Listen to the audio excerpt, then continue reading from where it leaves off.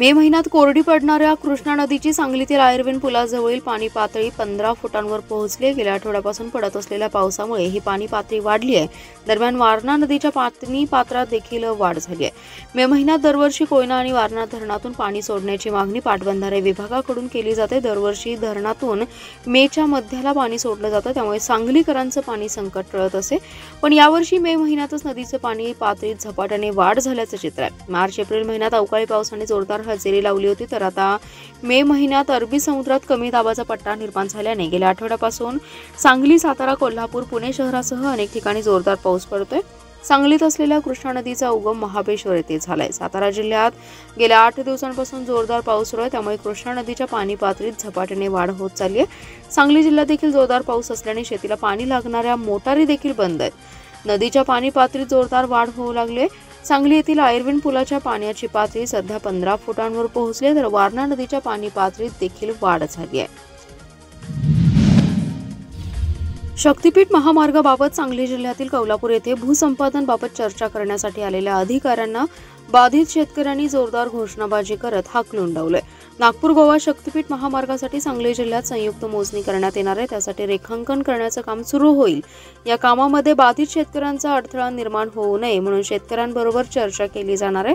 त्यासाठी अधिकाऱ्यांची समिती गठीत केली असून जिल्ह्यातील बुधगाव, कौलापूर, पद्माळे येथे हे अधिकारी शेतकऱ्यांची समजूत काढण्यासाठी गेले होते. यावेळी संतप्त झालेल्या शेतकऱ्यांनी अधिकाऱ्यांना चांगलंच धारेवर धरलं. यावेळी शेतकऱ्यांचं रौद्ररूप पाहून अधिकाऱ्यांनी काढता पाय घेतला. तसेच कौलापूरमध्ये अधिकाऱ्यांनी पेटाळून लावल्याची माहिती महामार्ग कृती समितीचे नेते दिगंबर कांबळे यांना दिली. नागपूर गोवा शक्तीपीठ महामार्ग सांगली जिल्ह्यातून जाणार आहे. जिल्ह्यातील कवटेमंका, तासगाव, मिरज तालुक्यातील शेत जमिनीचे रेखांकन करण्यात येणार आहे. शेतकऱ्यांना विरोध होऊ नये म्हणून अधिकाऱ्यांची समिती आज मिरज तालुक्यातील कौलापूर, बुधगाव, कर्नाळ, पद्माळे या ठिकाणी गेली होती. यावेळी शेतकऱ्यांनी अधिकाऱ्यांना चांगलंच धारेवर धरत प्रश्नांची सरबत्ती केली. या महामार्गाविरोधात तीव्र आंदोलन करून देखील याचा रेटा का केला जातोय असा प्रश्न यावेळी उपस्थित केला. गावातून शक्तीपीठ बाधित शेती बचाव कृती समितीच्या सदस्यांनी समन्वयकांना पेटाळून लावलं, तर सांगलीवाडीमध्ये प्रश्नांची सरबत्ती करण्यात आली आहे. विजयपूर गुहागर राष्ट्रीय महामार्गावरील जत तालुक्यातील मुचंडीजवळ आज सकाळी 9:30 वाजता आयशर आणि टेम्पोची समोरासमोर धडक होऊन भीषण अपघात झालाय. या अपघातात टेम्पोतील दोघेही जागीच ठार झाले, तर आयशर गाडीचा चालक जखमी झालाय. अपघातानंतर आयशर पलटी झाला, तर टेम्पोचा पुढील भागाचा चुराडा झालाय. अपघातात टेम्पोचा चालक कादरसाब कुमसगी तर त्याच्यासोबत क्लीनर म्हणून आलेला दीपक अर्जुन वडर हे दोघेजण जागीच ठार झालेत. आयशर गाडीचा चालक बसवराज मुदनगी हे गंभीर जखमी झालेत. सकाळी 9:30 वाजता मुचंडी गावापासून 2 किलोमीटर अंतरावर जत रोडवर कर्नाटकातील विजयपूर येथून बेदाणा घेऊन आयशर टेम्पो तासगावकडे निघाला होता, तर कर्नाटकातील विजयपूर येथील छोटा 4चाकी टेम्पो हा एका ऑनलाईन कंपनीचा माल घेऊन जतला आला होता. माल जतमध्ये पोहोच करून परत विजयपूरकडे निघाला होता. या दोन्ही वाहनांची समोरासमोर जोरदार धडक झाली. ही धडक इतकी भीषण होती की 4चाकी टेम्पोचा चालक कादरसाब कुमसगी आणि दीपक अर्जुन वरडार यांचा जागीच मृत्यू झाला, तर अपघातानंतर बेदाणा घेऊन निघालेला आयशर टेम्पो पलटी झाला. यात आयशरचा चालक बसवराज मुंदगनी हे गंभीर जखमी झालेत. अपघातानंतर घटनास्थळी बघ्यांची मोठी गर्दी झाली होती. नागपूर येथे वर्षभरापूर्वी सोने तस्करी प्रकरणाचे धागेदोरे आता सांगलीपर्यंत पोहोचलेत. सांगलीवाडीतील एका बड्या सराफाने 3.5 किलो सोने घेतल्याची माहिती मिळताच महसूल गुप्तचर संचालनालयाने म्हणजेच DRI याने कारवाई केली. या सराफाला सांगलीतून ताब्यात घेण्यात आले. न्यायालयाच्या परवानगीने नागपूर येथे नेण्यात आल्याचं समजलं जातं. मात्र याबाबत कोणताही अधिकृत दुजोरा देण्यात आलेला नाही. DRIच्या या कारवाईमुळे सराफ पेठेत आज खळबळ उडाली आहे. नागपूर येथे वर्षभरापूर्वी सोने तस्करीची टोळी सापडली होती. DRIच्या सतर्कतेने ही तस्करी उघड झाली होती. यात विटा येथील दोघांचा समावेश असल्याचं समोर आलं. त्यानुसार त्यांच्याकडे कसून चौकशी करण्यात आली. या तस्करीतील 3.5 किलो सोने सांगलीतील सराफाकडे असल्याची माहिती DRIच्या पथकास मिळाली. दरम्यान नागपूर, मुंबई आणि पुण्याच्या संयुक्त पथकाने आज सांगलीत छापेमारी केली. सराफ पेठेतील त्या सराफाला ताब्यात घेतलं. DRIच्या कारवाईची बातमी वाऱ्यासारखी व्हायरल झाली. त्यानंतर पथकाने चौकशीसाठी न्यायालयासमोर हजर केलं. तेथून नागपूरला पथक रवाना झाल्याचं सूत्रांकडून समजतंय. दिवसभर चाललेल्या या कारवाईमुळे सराफ पेठेत एकच खळबळ उडाली होती. याबाबत अधिकृत माहिती देण्यात आलेली नाही. सांगलीतील सराफ कोण अशी चर्चा दिवसभर सुरू होती. संततधार पडणाऱ्या पावसामुळे तासगाव तालुक्यातील पेड येथे असणाऱ्या कापूर ओढ्याला अचानक आलेल्या पाण्याने पेड नरसिंगपूर गावचा संपर्क तुटलाय. त्यामुळे विट्याकडे जाणाऱ्या प्रवाशांना पेड खानापूर मार्गे प्रवास करावा लागतोय.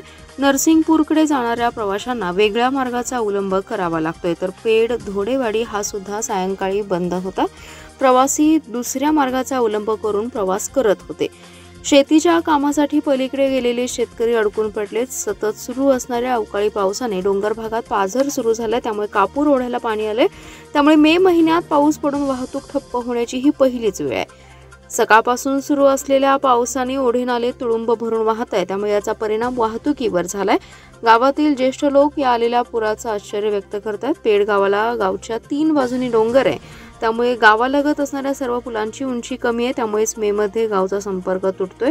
पावसाळ्यात काय अवस्था असेल याची चिंता लागून राहिली. त्यामुळे गावातील सर्व पुलांची उंची वाढवून मिळावी अशी मागणी ग्रामस्थ करत आहेत. हिंदवी स्वराज्य संस्थापक छत्रपती शिवाजी महाराजांचा शिवराज्याभिषेक 350 वर्षांपूर्वी तिथी वेळ दिवस पाहून हिंदू धर्माच्या शास्त्रानुसार मुहूर्त काढून रायगडावर मोठ्या उत्साहात संपन्न झाला. रायगडावर छत्रपती शिवाजी महाराजांचा शिवराज्याभिषेक तिथीनुसार झाला. त्याच दिवशी हिंदवी स्वराज्याची सुरुवात झाली. छत्रपती शिवाजी महाराजांच्यामुळे आज आपण हिंदू म्हणून जगत आहोत.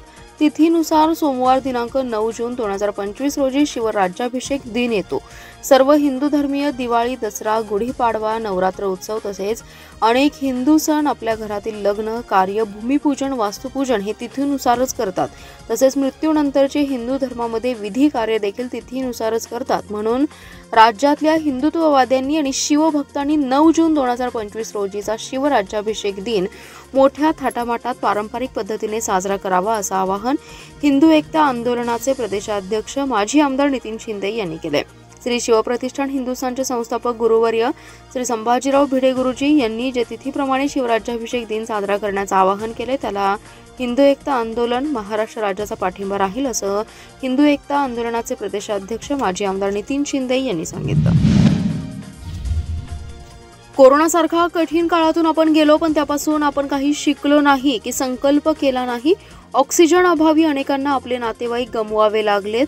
कोरोनाचा काळ आठवा, वृक्षारोपण मोहीम हाती घ्या असे आवाहन चिकलगी भुयार मठाचे मठाधिपती तुकाराम बाबा महाराज यांनी केले. विजयपूर येथील परमपूज्य सिद्धेश्वर महास्वामीजी यांनी संख येथील बाबा आश्रमाला भेट दिली तेव्हा त्यांच्या हस्ते वृक्षारोपण करण्यात आलं. त्या वृक्षाचं स्मरण दिन आणि श्री संत सयाजी बागडे बाबा यांच्या तृतीय वर्धापन दिन सोहळ्यानिमित्त अखंड हरिनाम सप्ताह आणि विविध धार्मिक कार्यक्रमांचं आयोजन करण्यात आलं होतं. बुधवारी हरिभक्तपरायण तुकाराम बाबा महाराज यांच्या काल्याच्या कीर्तनाने सप्ताहाची सांगता झाली. जत तालुका दुष्काळी तालुका. या तालुक्याच्या शेवटच्या टोकापर्यंत पाणी मिळायला पाहिजे म्हणून आपण श्री संत बागडे बाबा पाणी संघर्ष समितीच्या माध्यमातून संघर्ष उभारला. संघ ते मुंबई मंत्रालय पायी दिंडी काढली. रक्त घ्या, पाणी द्या अशी आर्त हाक शासन प्रशासनाला दिली. जत पूर्व भागाला पाणी देण्यासाठी आज विस्तारित म्हैसाळ योजनेचं नवीन गतीनं काम सुरू आहे. जतकरांचे हे मोठे यश असल्याचं सांगून हरिभक्तपरायण तुकाराम बाबा महाराज म्हणाले, परमपूज्य सिद्धेश्वर महास्वामीजी यांच्या हातून लावलेलं झाड आज वाढत आहे.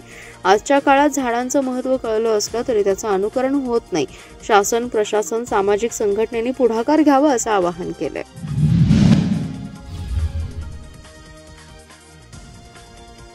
उन्हाळ्यातच सांगली, सातारा व कोल्हापूर जिल्ह्यात जोरदार पाऊस सुरू आहे. मान्सूनचे देखील लवकरच आगमन होणार आहे. त्यामुळे सांगली जिल्हा व सांगली शहरातील संभाव्य पूर परिस्थितीच्या पार्श्वभूमीवर पालकमंत्री चंद्रकांत दादा पाटील यांनी जिल्हाधिकारी आणि महापालिका कार्यालयात आपत्ती व्यवस्थापनची आढावा बैठक घ्यावी अशी मागणी लोकहित मंचचे मनोज भिसे यांनी केली आहे.